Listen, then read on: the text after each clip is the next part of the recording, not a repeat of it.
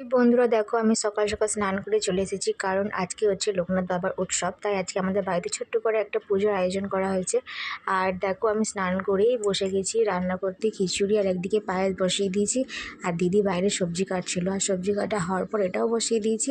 আর দেখো ফাইনালি আমার খিচুড়ি রেডি হয়ে গেছে, আর পায়েসটাও রেডি হয়ে গেছে।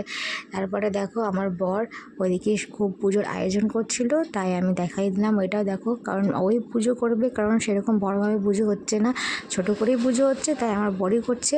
তারপরে দেখো এইদিকে আমার সবজি দেখো কত সুন্দর, এটাও কমপ্লিট হয়ে গেছে অলমোস্ট। আর কালারটা দেখো জাস্ট অসাধারণ, যেমন দেখতে হয়েছে তেমন কিন্তু খেতেও কিন্তু অসাধারণ হয়েছিল। তারপরে দেখো পুজোয় বসে গেছে।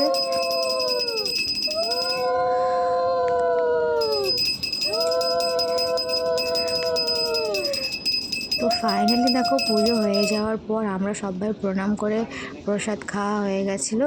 তারপরে আমরা সবাই মিলে বসে গেছি খিচুড়ি প্রসাদ খেতে। আর এগুলো কিন্তু সবগুলোই আমি করেছি, কিন্তু কেমন হয়েছে কমেন্ট একটু জানাবে, কিন্তু বলবে। আর কাদের ওখানে লোকনাথ বাবার উৎসব হয় সেটা বলবে। পরের ভিডিও দেখা হচ্ছে, দাদা।